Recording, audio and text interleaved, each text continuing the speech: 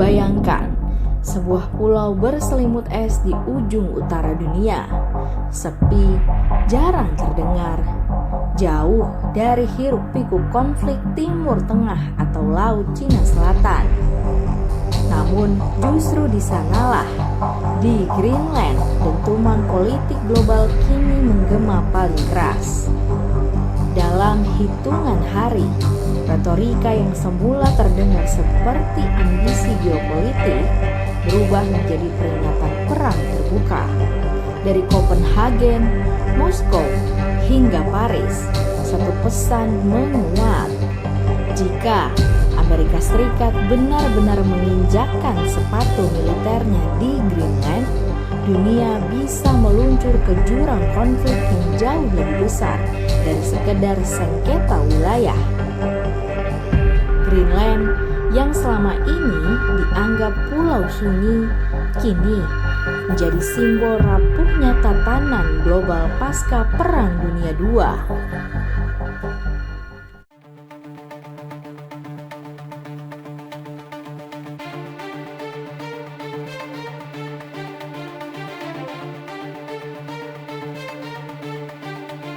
Peringatan paling tegas datang dari Parlemen Denmark. Rasmus Jarlov, anggota parlemen senior dan mantan menteri, secara terbuka menyatakan bahwa pengerahan militer Amerika Serikat ke Greenland akan dianggap sebagai tindakan perang. Pernyataan ini bukan retorika kosong. Greenland adalah wilayah otonom di bawah kerajaan Denmark dengan sekitar 57.000 penduduk yang berulang kali menyatakan menolak berada di bawah kedaulatan Amerika Serikat. Pemerintah Greenland dan Denmark telah menegaskan satu sikap, pulau itu tidak untuk dijual. Namun, Presiden Amerika Serikat Donald Trump tetap bersikukuh. Dalam pesan diplomatik yang kemudian bocor ke publik, Trump menyatakan bahwa dunia tidak akan aman jika Amerika Serikat tidak menguasai Greenland. Pernyataan ini memperburuk relasi Washington dengan Uni Eropa dan NATO yang selama puluhan tahun dibangun atas asas kepercayaan kolektif. Trump bahkan menolak menutup kemungkinan penggunaan kekuatan militer. Alasan yang ia ajukan konsisten: keamanan nasional, aktivitas Rusia dan Tiongkok di Arktik, serta posisi Greenland yang strategis bagi sistem pertahanan global. Masalahnya, seperti diingatkan Denmark, Amerika Serikat sebenarnya sudah memiliki akses militer hampir tanpa batas di Greenland, termasuk pangkalan udara dan kerjasama pertahanan.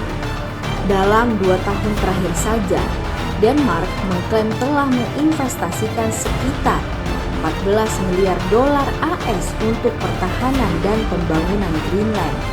Sebuah biaya yang ironisnya akan berpindah ke Washington jika pulau itu diambil alih.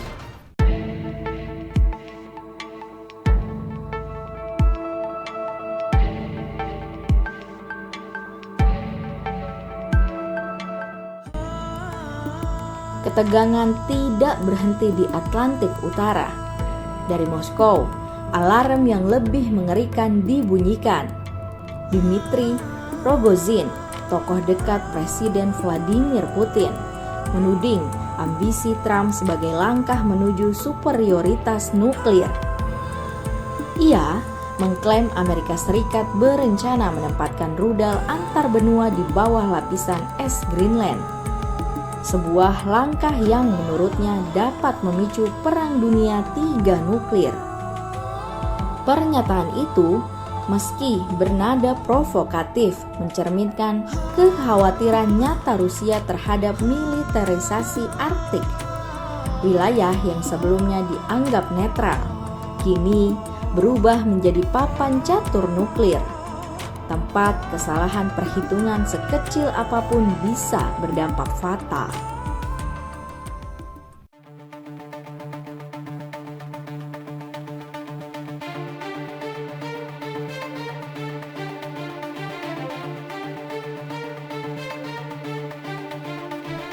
Respon Eropa datang cepat dan tak biasa.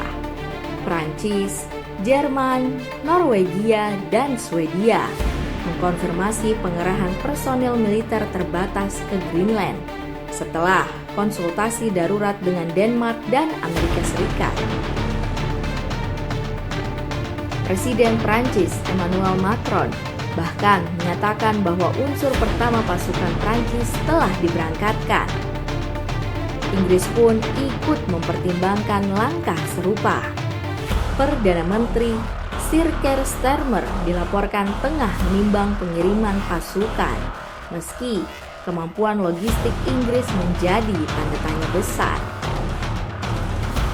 Bagi NATO, ini adalah mimpi buruk strategis, konflik internal antar sekutu sendiri.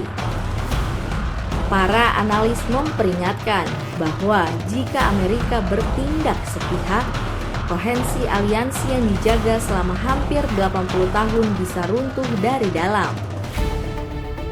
Frank Ross, mantan pejabat tinggi Departemen Luar Negeri AS, menyebut langkah Trump justru dapat melemahkan pertahanan Amerika sendiri dengan mengasingkan sekutu tradisionalnya. Sementara Ian Bond dari Center for European Reform memperingatkan bahaya strategic miscalculation, kesalahan kecil yang berujung eskalasi besar.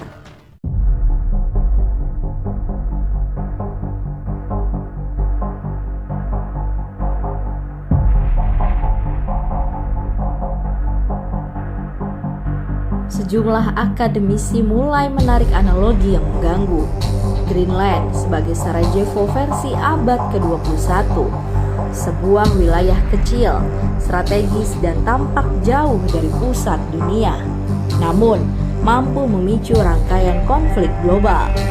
Direktur Pasca Sarjana Hubungan Internasional Universitas Paramadina, Ahmad Hoirul Umam, menilai dunia kini menunjukkan pola klasik menjelang perang besar. Polarisasi aliansi, militerisasi masif, dan ekonomi yang dipersenjatai.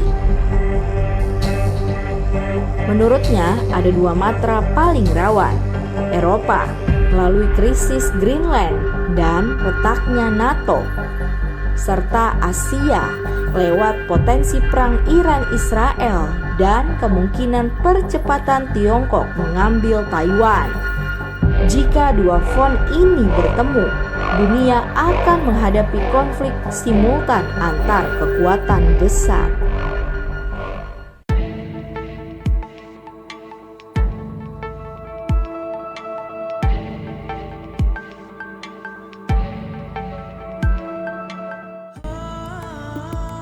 Di tengah pusaran ini, Indonesia tidak berada di luar pusaran dampak. Eskalasi global akan cepat menjalar ke harga energi, inflasi impor, nilai tukar rupiah, hingga stabilitas ekonomi nasional. Indonesia beresiko menjadi korban guncangan global jika hanya menjadi penonton. Namun, keaktifan yang dimaksud bukan bergabung ke blok kekuatan manapun. Dengan modal politik luar negeri bebas aktif, Indonesia memiliki ruang untuk menjadi bridge builder melalui ASEAN, OKI, dan PBB. Mendorong deeskalasi, perlindungan warga sipil, dan penghormatan hukum internasional.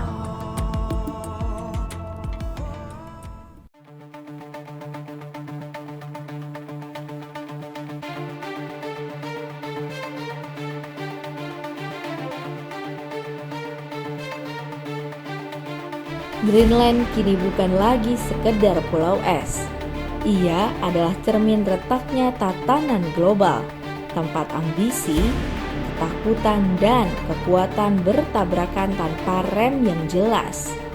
Jika diplomasi gagal, sejarah mengajarkan satu hal: perang besar seringkali tidak dimulai dari medan tempur terbesar, melainkan dari wilayah yang dianggap paling sunyi. Dan dunia sekali lagi berdiri di persimpangan yang dingin, namun sangat mudah terbakar. Download Tribun X sekarang, menghadirkan lokal menjadi Indonesia.